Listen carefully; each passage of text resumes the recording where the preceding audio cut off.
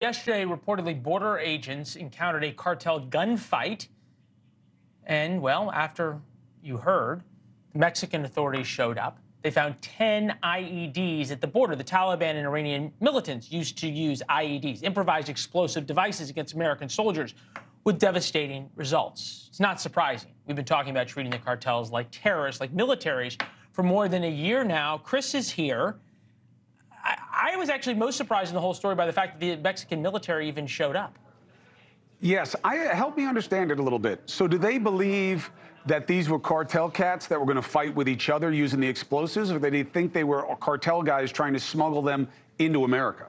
I don't think we know. I think that's what's so scary, right? And on top of it, we know the cartels have 50 cals, they have surface-to-air missiles, they have it's sometimes better weaponry than the Mexican military does because they've stolen from the Mexican military. I guess my question, though, is at what point do we decide that dealing with the Mexican government on this kind of stuff isn't working, isn't worth it? You've done a lot of reporting on the fentanyl trafficking. These cartels have billion-dollar businesses to protect. Yeah, I mean, look, it's very hard to make an argument for the legitimacy of the Mexican state, right, in terms of how it influences crime within its borders. In the previous administration, they did a better job. Why? Threats, carrot and stick. They had a very active approach to working with Mexico and a lot of other home countries in Central and South America to stem the flow. But Mexico was the main one. Should that happen again? Absolutely.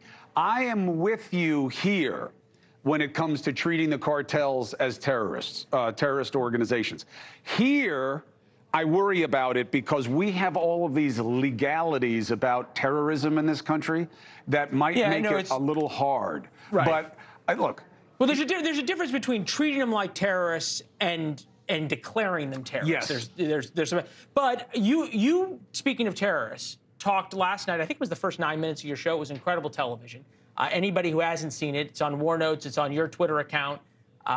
You should go back and watch a little bit of it, talking about, I think, who everyone can agree on are terrorists, and that's Hamas. Take a listen. They did it methodically.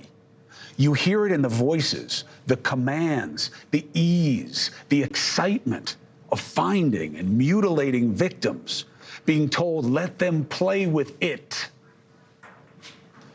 Merely murdering innocents was the least of it.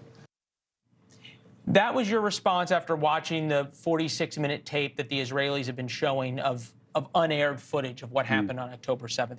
I was watching you after the show in New York, and I was watching you deliver that monologue.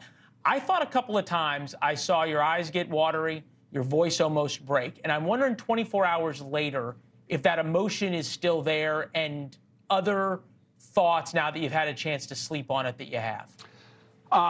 Well, it wasn't a great night, although that's not unusual in this business.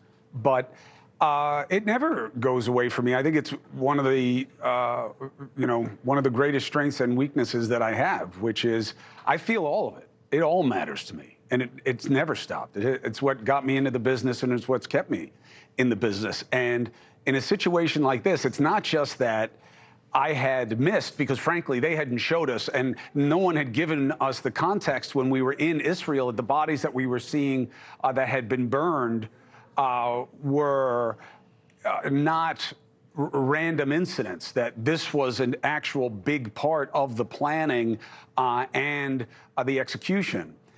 And what happens is the same way that you feel as someone who understands the region so intimately. You can't do anything about it. You're not changing any minds. There is no critical thinking. Somehow, this incredibly nuanced situation that has been impossible to solve for generations has been put through the same hamburger maker as every other issue in America, where people just have to pick sides. And that's it. And if they're on the other side, all you are, all I am, is even wearing this shirt will probably be interpreted as me being an IDF shill. I don't even understand how pro-Israel or pro-Palestine fits into it. I don't even understand how you can have an existential argument about the right of either to exist, or who you are or who you think you are that gives you the right to have an opinion on something like that. So that's what makes you so upset. And to the extent that it resonates and it gets anyone with an open mind to think anything independently, then it's worth it. Thanks for watching. Go to joinnn.com to find NewsNation on your television provider. And don't forget to click the red subscribe button below to get more of NewsNation's fact-driven, unbiased coverage.